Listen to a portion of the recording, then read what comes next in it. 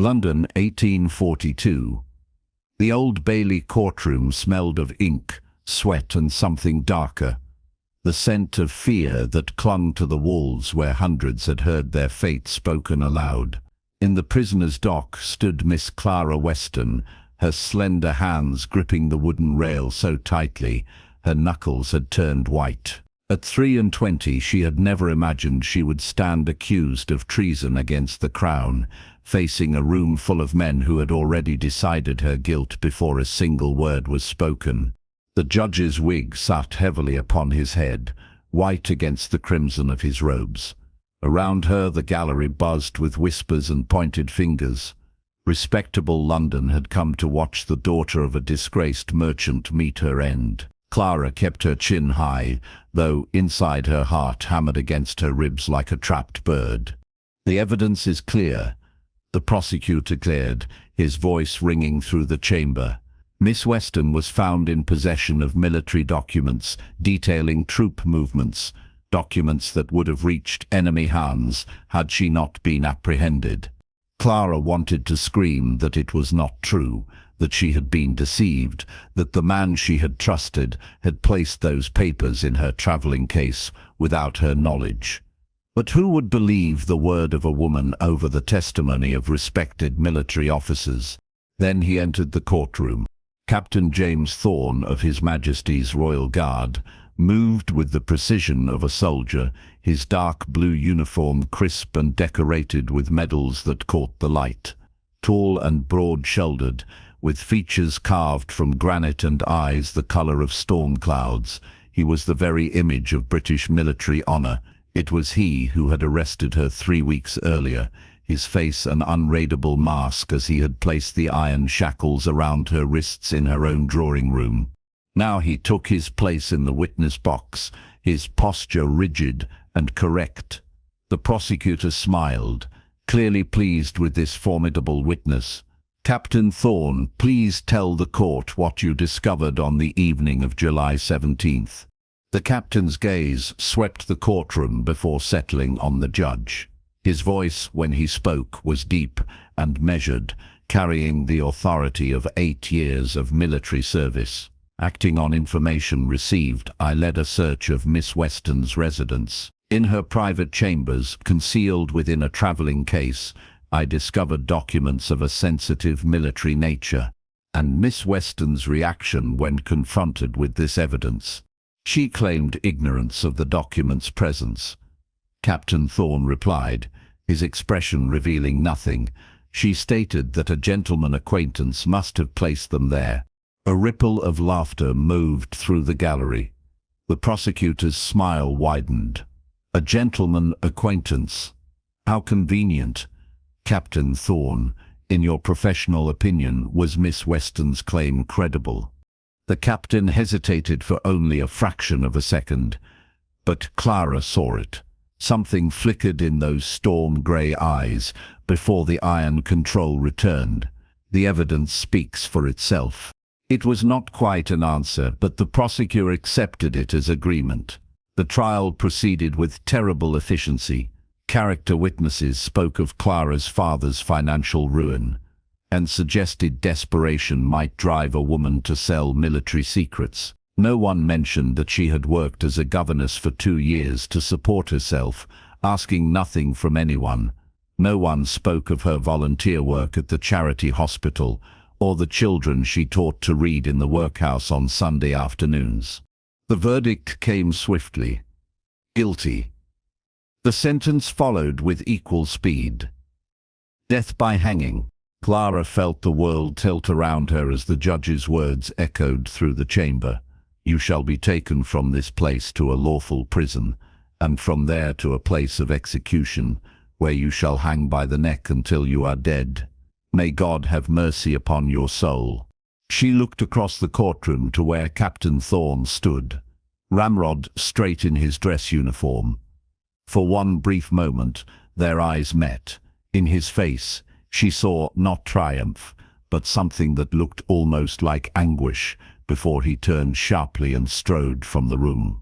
Newgate Prison's walls were thick with centuries of misery. Clara's cell was 8 feet by 6, with a single barred window too high to reach, and a wooden bench that served as both chair and bed.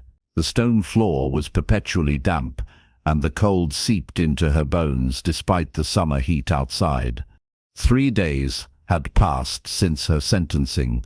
In 4 more, she would be taken to the gallows at Tyburn. 7 days total to live. Clara spent her hours alternating between numb acceptance and waves of terror, so intense she could barely breathe. She did not blame Captain Thorne. He had been doing his duty, following orders, serving his country. The documents had been found in her possession, and the law was clear.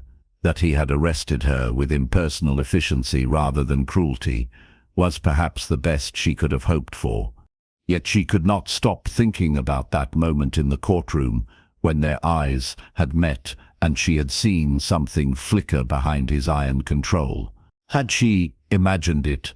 Was it merely wishful thinking from a desperate woman facing the noose? On the 4th day of her imprisonment, the guard opened her cell door. "Visitor," he grunted, stepping aside. Clara rose from her bench, confused. Her mother had died 2 years earlier, and she had no other family. The few friends she possessed would not risk their reputations by visiting a convicted traitor. Captain James Thorne entered her cell. He filled the small space with his presence, still in uniform though less formal than his courtroom attire. His hat was tucked under his arm, and his face held that same inscrutable expression she had come to associate with him. The guard closed the door but remained visible through the small window, watching. "Captain," Clara managed, her voice steadier than she felt, "I did not expect to see you again." "Miss Weston," he inclined his head with military correctness, "I have come to ask you questions about the documents found in your possession." Clara's heart sank. Even now, with her death 3 days away, they sought more evidence, more names to implicate. "I have already testified that I knew nothing of those papers until you discovered them." "Yes." His voice dropped lower, barely audible. "But I would hear the full story, if you would tell it. Not for the court record, for myself." She studied him, this man of iron duty who had sealed her fate. What could it matter now? Perhaps speaking the truth aloud one more time would bring some small measure of peace in her final days. "There is little to tell," she began quietly.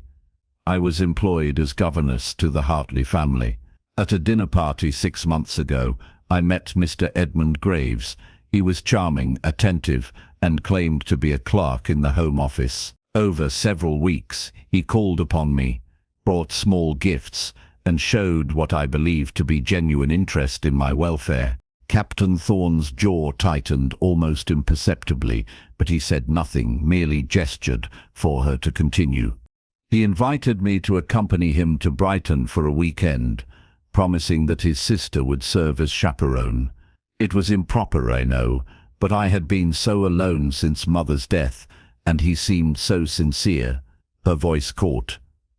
"His sister never appeared. When I insisted upon returning to London immediately, he grew angry. I fled his lodgings and secured my own passage back on the mail coach. And the documents? I did not see them until you displayed them in my drawing room," Clara said firmly.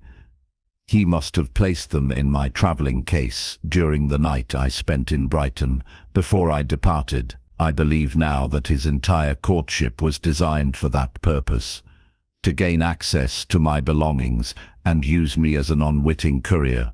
"Why you?" the captain asked. "If this man was indeed a spy, why choose a governess with no connections to the military or government?" "Because no one would suspect me," Clara replied with bitter understanding. "A woman of modest means and no particular consequence, travelling between London and Brighton, who would think to search my belongings. I was invisible to society, Captain Thorne. That made me useful." Something in his expression shifted at those words. "You are not invisible, Miss Weston." The court seemed to find me quite visible enough, she replied quietly. Visible enough to hang. Captain Thorne moved closer, lowering his voice further. This man, Graves. Describe him in detail. For the next 20 minutes, Clara provided every physical characteristic she could recall, every detail of their conversations, every location where they had met. The captain listened with absolute focus, occasionally asking pointed questions that revealed a tactical mind at work. "You believe me," Clara said, when she had finished. Surprise evident in her voice. "Why?" He was silent for a long moment, those storm-grey eyes studying her face as if memorizing every feature. "Because I have spent 8 years learning to recognize truth from deception. Because your account contains details a guilty person would have omitted or embellished. And because," he stopped himself. "Because," Clara prompted. "Because I have reviewed the evidence with fresh eyes," he said finally. "And there are inconsistencies that troubled me from the beginning. The documents were too easily found, too perfectly placed to implicate you. You had no known associates with separatist sympathies, no history of political activism, no financial motive to risk such a crime." Hope, fragile and painful, stirred in Clara's chest. "Then you can tell the authorities. You can explain that there has been a mistake." The hope died as quickly as it had been born when she saw his expression. "I have tried, Miss Weston. I have submitted reports. I have requested the case be reopened. I have been told in no uncertain terms that the matter is concluded. You were tried and convicted. The sentence will be carried out."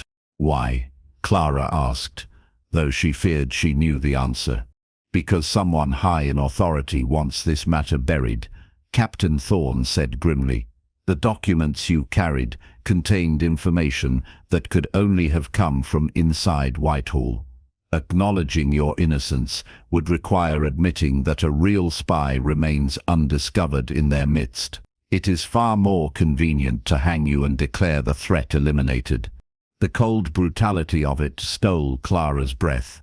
She was to die not because she was guilty, but because her death was convenient for men of power who wished to hide their own failures. "I see," she managed. "Then your visit serves no purpose, Captain.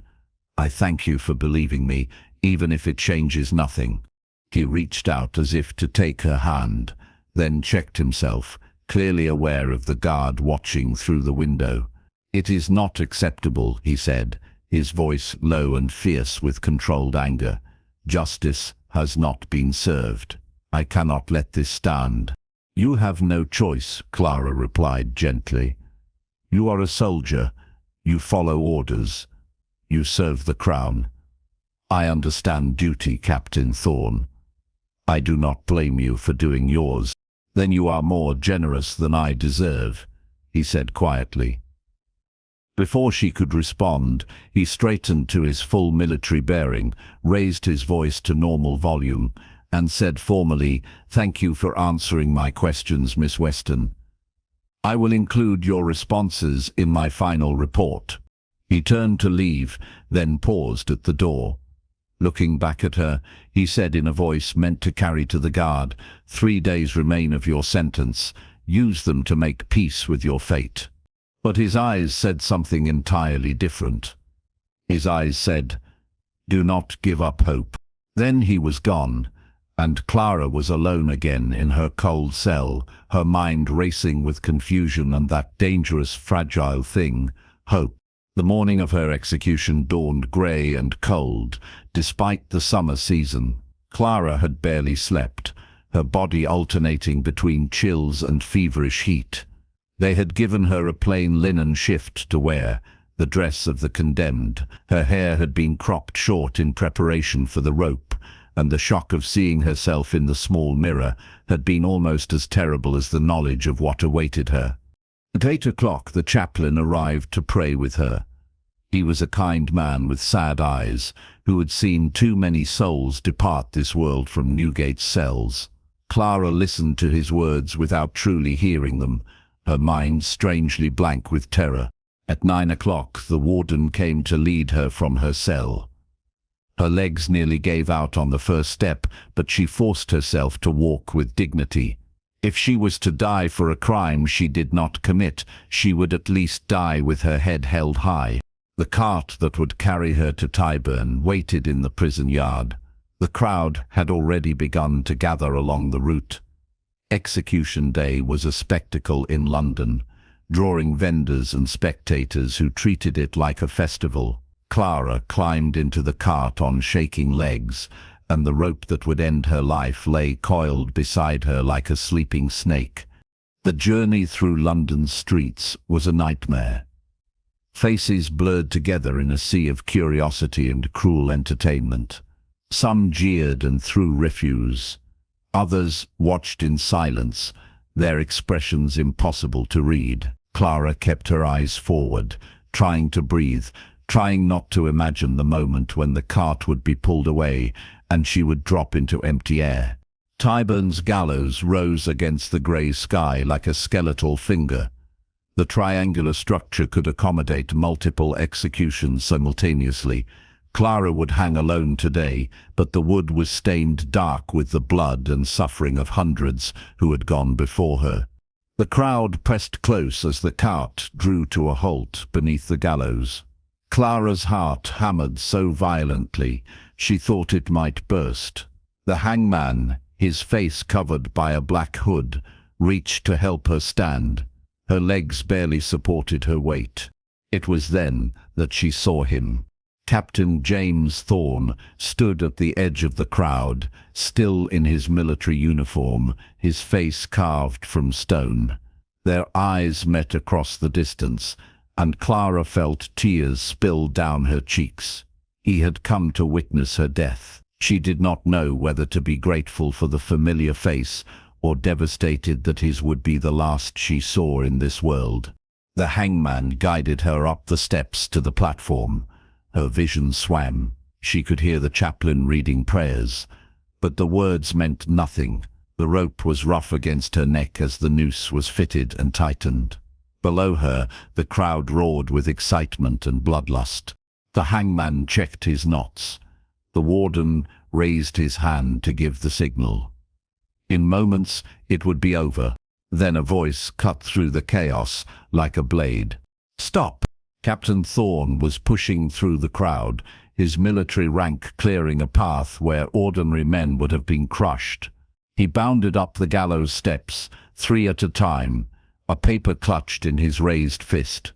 "I have a reprieve from the Home Secretary," he shouted, his voice carrying over the disappointed grumbles of the crowd. "This execution is stayed by order of Her Majesty's government." The warden's face went red with confusion and anger. "Let me see that document." Captain Thorne handed over the paper, his other hand reaching to support Clara, who had gone limp with shock. His arm around her waist was the only thing keeping her upright. She could feel his heart pounding as strongly as her own, where their bodies pressed together. The warden scanned the document, his expression darkening. "This appears to be in order, though highly irregular. Captain, you are aware that interfering with a lawful execution is a court-martial offence. I am aware of my duties under military and civil law." Captain Thorne replied, his voice steady despite the wild desperation. Clara could see in his eyes. "This reprieve is signed and sealed. Miss Weston is to be returned to Newgate pending further investigation." For a terrible moment, Clara thought the warden would refuse. His eyes narrowed with suspicion as he examined the seal on the document more closely. "I will need to verify this with the Home Secretary's office directly." "Then verify it," Captain Thorne said firmly. "But you will do so with Miss Weston alive and in custody, not hanging from a rope, unless you wish to explain to Parliament why you executed a woman who held a valid reprieve." The crowd had grown restless, confused by this unexpected interruption of their entertainment. The hangman looked between the warden and the captain, uncertain whether to proceed or retreat. Finally, the warden gestured sharply. "Remove the noose. Return the prisoner to the cart. Captain Thorne, you will accompany us back to Newgate to answer questions about how you came to possess this reprieve." "As you command," the captain replied, but his arm did not leave Clara's waist as the hangman stepped forward to remove the rope from her neck. Clara's legs gave out completely. Only Captain Thorne's strong grip kept her from collapsing on the gallows platform. He lifted her effortlessly into his arms and carried her down the steps to the waiting cart, his jaw set with grim determination. The ride back to Newgate passed in a blur. Clara was dimly aware of the captain sitting beside her, his hand clasping hers, despite the impropriety, his thumb tracing soothing circles against her palm as she shook with reaction. Her cropped hair was damp with sweat, and her linen shift clung to her trembling body. But she was alive, impossibly, miraculously alive. Once back in her cell, the reaction fully set in. Clara collapsed on her wooden bench and wept with great shuddering sobs, while the prison matron looked on with something approaching sympathy. Captain Thorne had been taken away for questioning about the reprieve, and Clara did not know when or if she would see him again. Hours passed. The light from her high window faded from grey to darkness. Clara lay curled on her bench, exhausted beyond measure, but unable to sleep. Every time she closed her eyes, she felt the rope tightening around her neck. Near midnight, her cell door opened again. Captain Thorne entered, his uniform rumpled and his face haggard with exhaustion. The guard closed the door behind him, but remained outside, granting them a measure of privacy. "Miss Weston," the captain said, his voice hoarse. Clara sat up slowly, her body aching from tension and fear. "Captain Thorne, I don't understand what happened. That reprieve was forged," he said quietly. The words hung in the air between them. Clara's mouth went dry. "Forged. I falsified the document and the seal," Captain Thorne continued, his storm grey eyes meeting hers without flinching. "I had access to official papers through my military position. The signature of the Home Secretary was copied from previous correspondence. The seal was borrowed from the regimental office and impressed onto wax. It was an exact forgery, but a forgery nonetheless." Clara could barely process what she was hearing. "But that means they will discover the deception. They will know you lied." "Yes, and you will be arrested, court-martialed, dishonored, perhaps even executed alongside me when they reschedule my hanging." "Yes," Captain Thorne said again, his voice steady despite the terrible truth of her words. "Why?" Clara whispered. "Why would you destroy yourself for me? You barely know me. I am nothing to you. A woman you arrested for treason. Why would you risk everything?" He moved closer, kneeling before her bench, so their faces were level.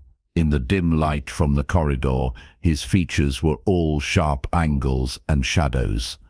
"Because you should not hang for a crime you did not commit. Because justice was perverted by men more concerned with political convenience than truth.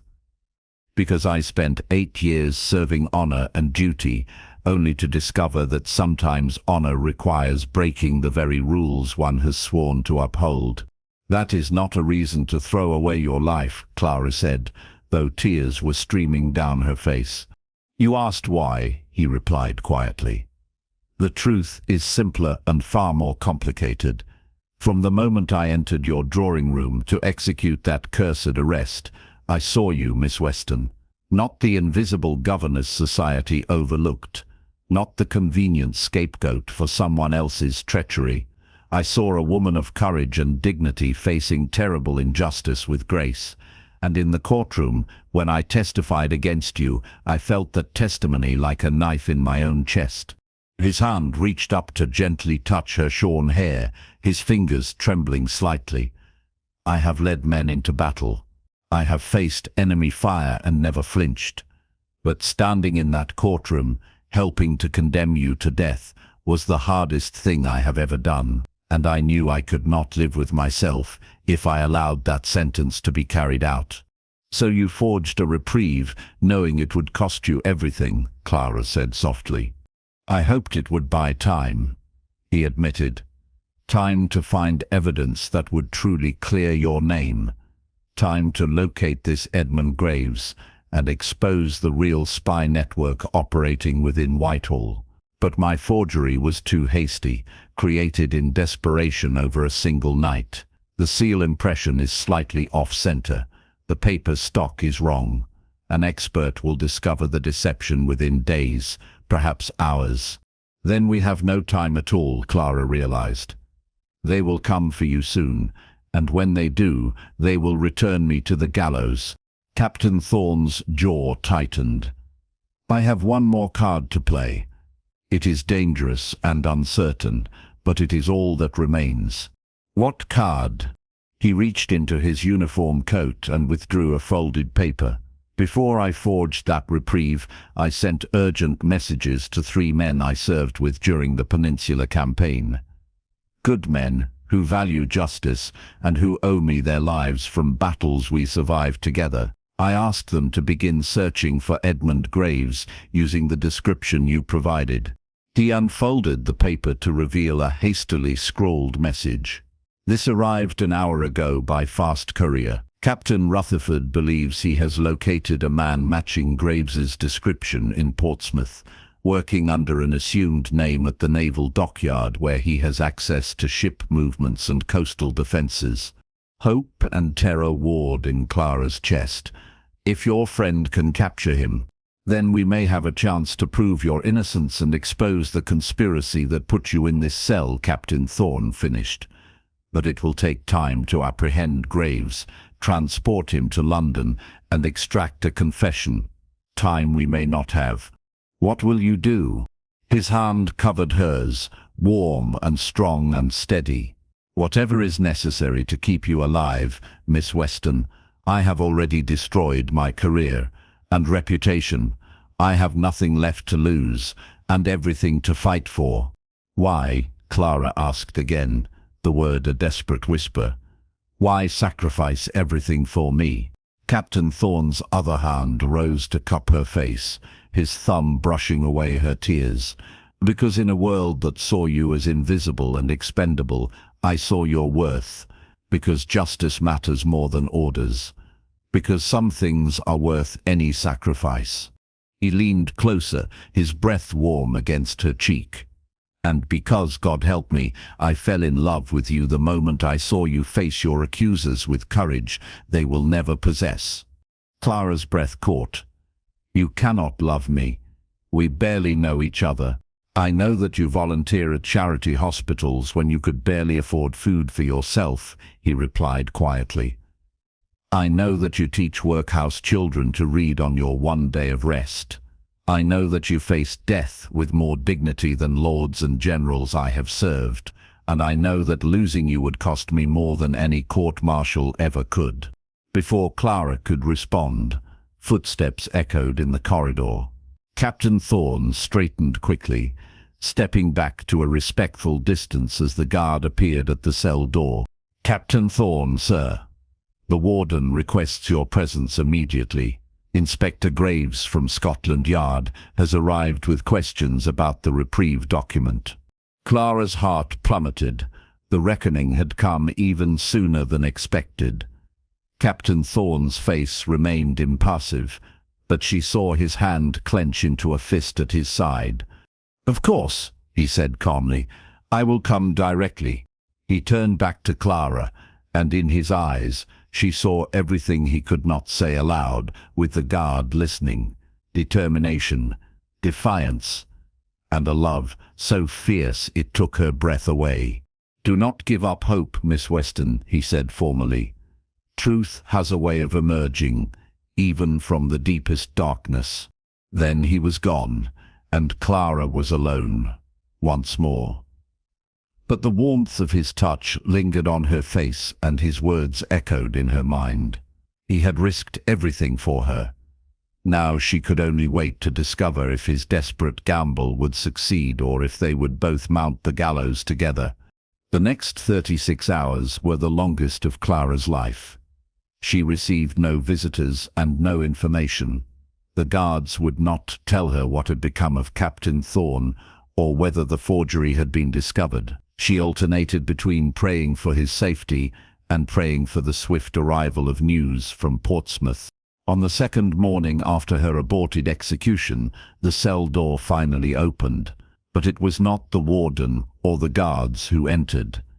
It was a distinguished gentleman in his 50s, dressed in fine civilian clothing, with silver hair and sharp blue eyes that missed nothing.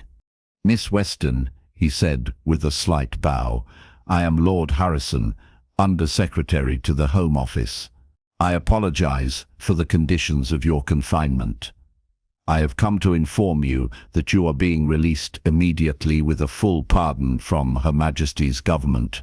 Clara stared at him, certain she had misheard. "Released? But I don't understand." "Captain Rutherford of the Royal Marines apprehended a man called Edmund Graves yesterday in Portsmouth," Lord Harrison explained. "Under interrogation, Mr. Graves confessed to being part of a spy ring that has been selling military intelligence to hostile foreign powers. He confirmed that he used you as an unwitting courier, exactly as you claimed in your original testimony." The relief was so overwhelming that Clara had to grip the edge of her bench to remain upright. "Then I am truly free." "You are," Lord Harrison confirmed. "More than that. Her Majesty's government wishes to apologize for the grave miscarriage of justice you suffered. Steps are being taken to apprehend the other members of the spy ring, including those within Whitehall who sought to cover up their infiltration by allowing your execution to proceed." Clara's mind immediately went to the man who had made this possible. "And Captain Thorne, what will happen to him?" Lord Harrison's expression became more guarded. Captain Thorne's actions were highly irregular and technically criminal. He forged an official document and interfered with a lawful execution. "To save an innocent woman," Clara said fiercely, rising to her feet despite her weakness. "He did what no one else had the courage to do. He chose justice over convenience. If you punish him for that, you only compound the injustice I have suffered."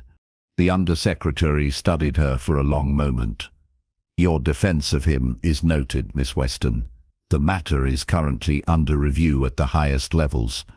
The captain remains under house arrest pending a decision on how to proceed." "I wish to see him," Clara stated. "That would be most irregular." "So was condemning me to hang for another man's crime," Clara interrupted. "Captain Thorne saved my life at the cost of his career, and possibly his freedom. The least you can grant me is the opportunity to thank him."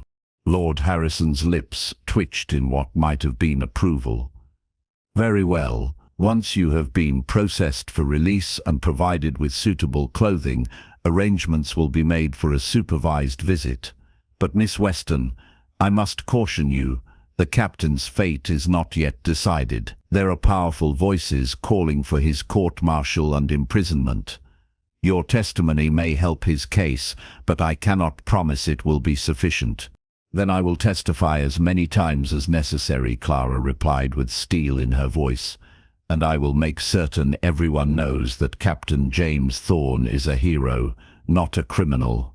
2 hours later, dressed in borrowed clothes and with papers declaring her innocence, Clara was escorted by carriage to a modest townhouse in Kensington where Captain Thorne was being held under guard. Her heart pounded as she was led up the steps and shown into a small sitting room. He stood by the window, still in his uniform though stripped of his sword and insignia. When he turned at her entrance, the relief and joy that flooded his face nearly brought Clara to tears. "Miss Weston," he breathed, "you are free." "Thanks to you," she replied, crossing the room without regard for propriety or the watching guard. "Thanks to your courage and your faith in justice." "I merely corrected an error," he said quietly. I am only sorry it required such extreme measures. Clara reached for his hands, gripping them tightly. Lord Harrison says you may face court-martial. That powerful men want you punished for what you did. It is possible, he acknowledged. I violated my oath and broke the law, however, just my intentions. There may be consequences I cannot avoid. Then I will stand beside you, Clara declared. I will testify on your behalf. I will tell everyone what you risked to save me. Your support means more than you know, Captain Thorne said, his thumb stroking her knuckles. But Clara, may I call you Clara? You saved my life. You may call me whatever you wish. A ghost of a smile touched his lips. Clara, you must understand that even if I avoid prison, my military career is finished. My reputation is destroyed. I have no prospects, no income beyond a small pension. I cannot offer you anything a woman deserves from a man who cares for her as I care for you. Clara felt tears prick her eyes, but they were not tears of sadness. You saved my life when every other man in England was content to let me hang. You saw me when I was invisible to all others. You chose justice over duty and honor over orders. If you think I care about your career or your reputation or your prospects, then you understand nothing about me at all. His hands tightened on hers. What are you saying? I am saying that I fell in love with you too, James Thorne, she replied, using his given name for the first time. I fell in love with a man of true honor, who was willing to sacrifice everything for what was right. That is worth more than any military rank or social standing. For a moment he simply stared at her, as if unable to believe what he was hearing. Then, despite the watching guard, despite the impropriety, despite everything that hung uncertain in their future, he pulled her into his arms and kissed her. It was not a gentle kiss or a tentative one. It was fierce and desperate, full of all the fear and hope and love that had grown between them through the darkest days of both their lives. Clara kissed him back with equal intensity, her hands gripping his uniform coat, her heart soaring with joy she had never thought to feel again. When they finally parted, both were breathing hard. Captain Thorne rested his forehead against hers. I have nothing to offer you but disgrace and uncertainty. You have yourself, Clara replied simply. That is enough and more than enough. The weeks that followed were tumultuous. Captain Thorne did face a military tribunal for his actions, but Clara testified on his behalf with such passion and eloquence that public opinion swung heavily in his favor. Newspapers that had called for her execution now hailed the captain as a hero who had exposed corruption in high places. The tribunal ultimately decided that while Captain Thorne's methods were unacceptable, his actions had prevented a grave miscarriage of justice and exposed a dangerous spy ring. He was allowed to resign his commission with honor rather than face imprisonment, though his military career was indeed over. Edmund Graves and 3 accomplices within the Home Office were tried and convicted of treason. Their executions drew enormous crowds, and Clara attended despite her distaste for such spectacles. She needed to see with her own eyes that the men who had nearly killed her faced justice. With the small pension from his military service and Clara's modest inheritance from her mother, they had enough to live quietly. They married in a simple ceremony with Captain Rutherford as witness in a small church far from the curious eyes of London society. I never imagined I would marry a soldier, Clara remarked on their wedding night as they sat together in the modest cottage they had rented in the countryside. And certainly not one who saved me from the gallows. James smiled, his arm around her shoulders as they watched the sunset through the window. I never imagined I would forge official documents and destroy my career. Love makes rebels of us all. Do you regret it? Clara asked, turning to look up at his face. Do you regret what you sacrificed? He was silent for a moment, considering the question with the seriousness it deserved. Then he shook his head. "I regret that I arrested you in the first place. I regret that I testified against you in court. But the choice to save you that I would make again 1,000 times over, whatever the cost. Even though it cost you everything. It cost me a career," he corrected gently, "but it gave me you. That is hardly an equal trade." Clara nestled closer against his side, feeling safe and cherished in a way she had never experienced before. The invisible governess and the disgraced captain, we make quite a pair. The woman of courage and the man who finally found his honor, James countered. "That sounds better, does it not?"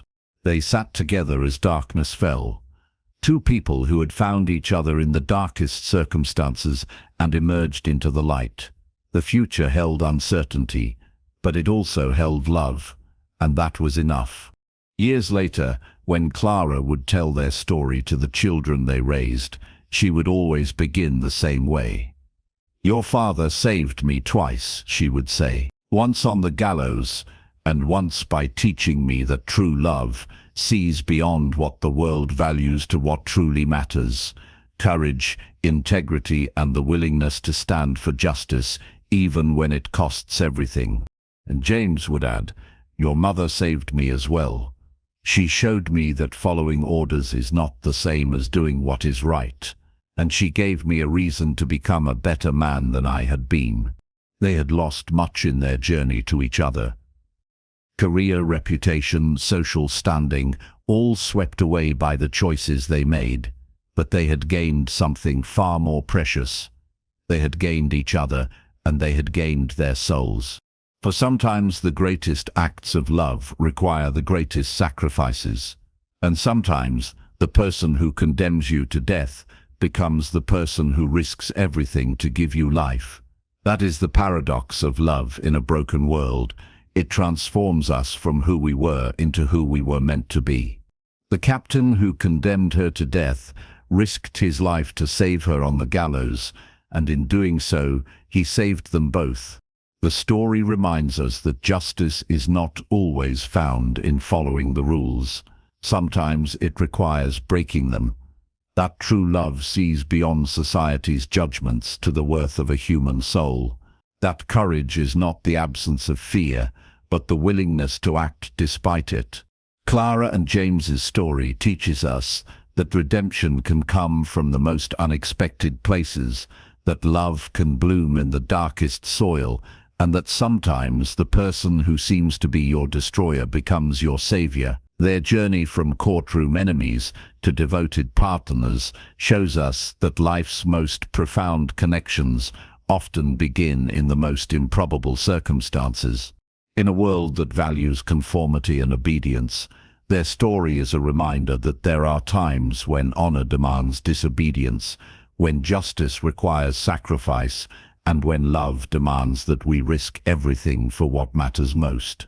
If this tale of sacrifice and redemption touched your heart, please share it with someone who needs to remember that even in our darkest moments, hope can arrive in unexpected forms. Leave a comment below telling us which moment resonated most deeply with you. Your words inspire us to continue creating stories that celebrate the courage it takes to choose love over law, justice over orders, and truth over convenience. Subscribe to our channel and click the notification bell to join us for more stories of hearts transformed by love, courage, and the willingness to risk everything for what truly matters. Thank you for spending this time with us. Until our next journey into the world of timeless love, this is Victorian Love Story.